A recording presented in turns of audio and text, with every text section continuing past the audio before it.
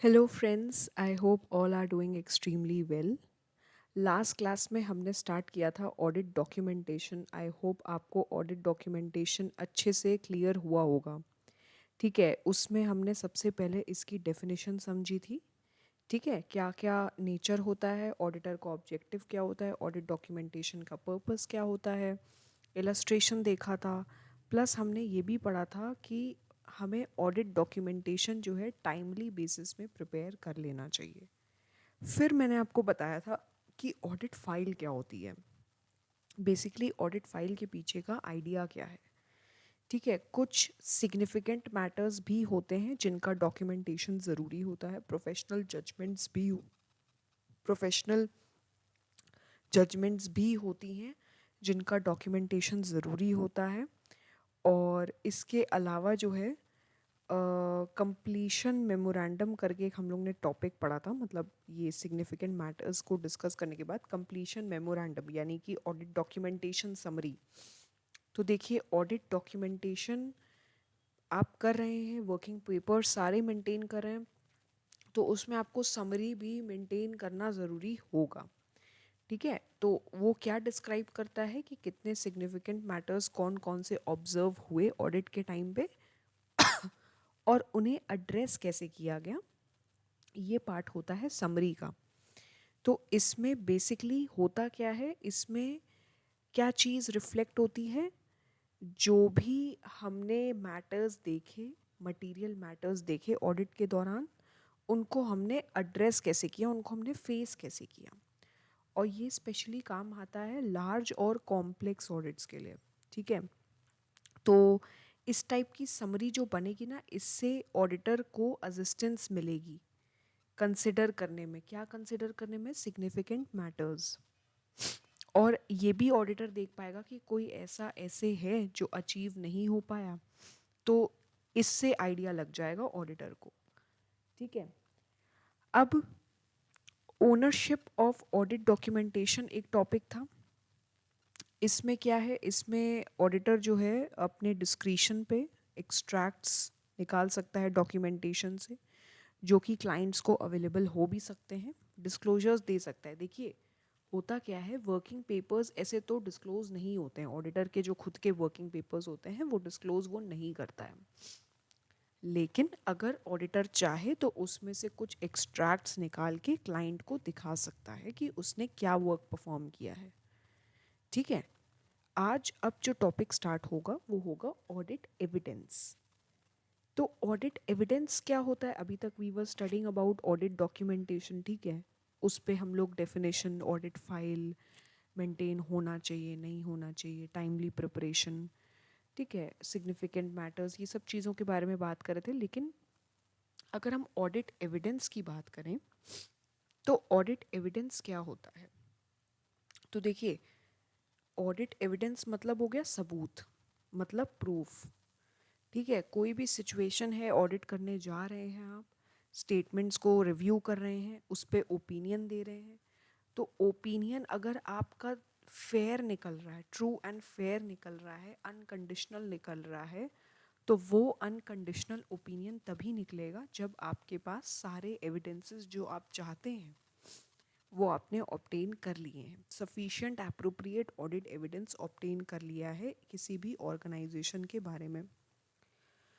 तो जब critical examination होता है, डिटेल्ड एनालिसिस होता है किसी भी फर्म का, एंटरप्राइज का, उसकी स्क्रूटनी होती है। उसमें व्यू ये होता है कि how far the statements present the actual state of affairs in the correct context. Detailed analysis जब करते हैं आप, तब जाके आपको करेक्ट कंटेक्स्ट में पता चल पाता है कि एक्चुअल पिक्चर क्या है एंटिटी की या ऑर्गेनाइजेशन की। ठीक है, तो वो एक्चुअल पिक्चर एंटिटी के फाइनेंशियल रिजल्ट्स के बारे में, एंटिटी वर्क कैसे कर रही है। जितनी भी बड़ी बड़ी कंपनीज होती हैं वो पीरियोडिकल बेसिस में, हो भी सकता है इंटरिम बेसिस में, अपने डिबेंचर्स इशू करती हैं। कभी आईपीओ लॉन्च कर देंगी, कभी एफपीओ लॉन्च कर देंगी, कभी राइट इशू का लॉन्च करेगी, बोनस शेयर्स इशू करेगी। तो ये सारी चीज़ें जब आप as an investor, prospective investor सोचते हो कंपनी में इन्वेस्ट करने का, तो वो आप तभी कर पाते हो जब आपको पता हो कि हाँ ये कंपनी इन्वेस्ट करने लायक है। और ये कंपनी इन्वेस्ट करने लायक है, इसके पीछे का अगर आप देखोगे ये कैसे पता चलेगा, ये पता चलेगा ऑडिटर की रिपोर्ट से। ऑडिटर ने क्या स्टेटमेंट दिया है, जो उसने ऑडिट किया है फाइनेंशियल स्टेटमेंट्स पे, प्लस जो भी पोजीशन है कंपनी की। क्योंकि ऑडिटर बड़ी बड़ी ऑर्गेनाइजेशंस में सिर्फ स्टडी नहीं करता है, रेशियो एनालिसिस भी करता है, कंपैरिजंस भी करता है, ट्रेंड्स भी देखता है, इंडस्ट्री एनालिसिस भी करता है। तब जाके कहीं हद तक उसका ऑडिट सफिशिएंट हो पाता है। कंप्लीट तभी भी नहीं हो पाता है क्योंकि ऑडिट का स्कोप ही इतना बड़ा है कि एक बार में आप अगर सोचो कि वो सारी चीज़ें कवर कर दे तो वो पॉसिबल नहीं है। तो एविडेंस का यहाँ पे मतलब है सफिशिएंट एप्रोप्रिएट ऑडिट एविडेंस। अब यहाँ पे डेफिनेशन भी दी हुई है। ऑडिट एविडेंस क्या है? इंफॉर्मेशन है जो ऑडिटर यूज़ करता है किस चीज़ के लिए? कंक्लूजन्स पे आने के लिए, जिस पे ऑडिटर का ओपिनियन बेस होता है। तो बेसिकली उस इन्फो के बेसिस पे ऑडिटर अपना ओपिनियन देता है। और इसमें दोनों इन्फॉर्मेशंस इंक्लूडेड हैं, फाइनेंशियल स्टेटमेंट्स की भी और अदर इन्फॉर्मेशंस। भाई जो इन्फॉर्मेशन इंक्लूडेड है फाइनेंशियल स्टेटमेंट वाली जो है वो तो आएगी आएगी। बाकी जो इन्फो अगर किसी भी फाइनेंशियल स्टेटमेंट्स का पार्ट नहीं बन सकती है, अदर इन्फॉर्मेशन है, तो वो भी इसमें एविडेंस में पार्ट बनेगी, हिस्सा बनेगी। अब एक इलस्ट्रेशन ये दिया हुआ है कि फ्रेश एंड वेल लिमिटेड के ऑडिटर ने एक्सप्लेन किया टीम मेंबर्स को about the relationship between audit evidence and opinion of auditor. Now they are asking what is the relationship between evidence and opinion of auditor. See, evidence is the information which helps the auditor in coming to the conclusions, in arriving to conclusions on the basis of which he forms his audit report. Opinion is what? Opinion is what the auditor gives in his audit report, his viewpoint which he presents in the audit report. ठीक है, तो वो financial statements पे opinion देता है। Evidence is जो information वो collect करता है एक एंटिटी से, उसको स्टडी करने के बाद। अब यहाँ पे फर्दर क्या एक्सप्लेन किया गया है कि ऑडिट एविडेंस में क्या क्या इंक्लूड होता है। जो भी अकाउंटिंग रिकॉर्ड्स की इंफॉर्मेशन है, इनवॉइसेस हो गए, कॉन्ट्रैक्ट्स हो गए, एंट्रीज हो गई, लेजर्स हो गए, वर्कशीट्स, स्प्रेडशीट्स, जो भी कॉस्ट शीट्स जो भी बनती है एक एंटिटी में, वो सारा एविडेंस हो गया। लेकिन अदर इन्फॉर्मेशन क्या आएगी? Other information is minutes of the meeting, जो भी मीटिंग्स होल्ड हो रही हैं कंपनी में, ट्रेड रिसीवेबल्स से कंफर्मेशंस रिसीव हो रहे हैं, एंड इंटरनल कंट्रोल के मैनुअल्स। ट्रेड रिसीवेबल्स हो गए, बैंक्स हो गए, ट्रेड पेबल्स हो गए, उनसे जितने भी हम कंफर्मेशंस रिसीव करते हैं वो सारी अदर इन्फॉर्मेशन का पार्ट बनेगी। अब ऑडिटर का ऑब्जेक्टिव क्या होता है? ऑब्जेक्टिव ये होता है कि ऑडिट प्रोसीजर्स इस वे में परफॉर्म हो कि उसे SAAE ऑब्टेन हो पाए। ठीक, ये चीज़ का आइडिया लगा आपको कि नहीं लगा? तो इसमें ऑडिटर का ऑब्जेक्टिव ये होता है कि पूरी पूरी तरह से SAAE ऑब्टेन कर सके। अब कौन सी इंफॉर्मेशन यूज़ होती है एज एन ऑडिट एविडेंस? तो देखिए, जो भी इंफॉर्मेशन यूज़ होनी होती है उसे प्रिपेयर करते हैं using the work of managements expert. अब auditor shall to the extent necessary having regard to significance of that expert's work for the auditor's purposes evaluate competence, capabilities, objectivity of that expert। Management के काम की help से audit evidence की basically जो information जो use होनी होती है ऑडिट एविडेंस के लिए वो प्रिपेयर होती है। तो ऑडिटर क्या करेगा? ऑडिटर कैपेबिलिटी देखेगा, एक्सपर्ट कितना केपेबल है वो इंफॉर्मेशन को प्रिपेयर करने में। एक्सपर्ट के वर्क को समझेगा और ये देखेगा क्या एक्सपर्ट सही तरीके से वर्क कर रहा है कि नहीं कर रहा है, वो इंफॉर्मेशन प्रिपेयर करने के लिए जो कि यूज़ होनी है एज एन ऑडिट एविडेंस। और ऑडिटर ये भी इवैल्यूएट करेगा कि जो भी इंफॉर्मेशन है वो रिलायबल है, सही है ऑडिटर के पर्पसेस के लिए।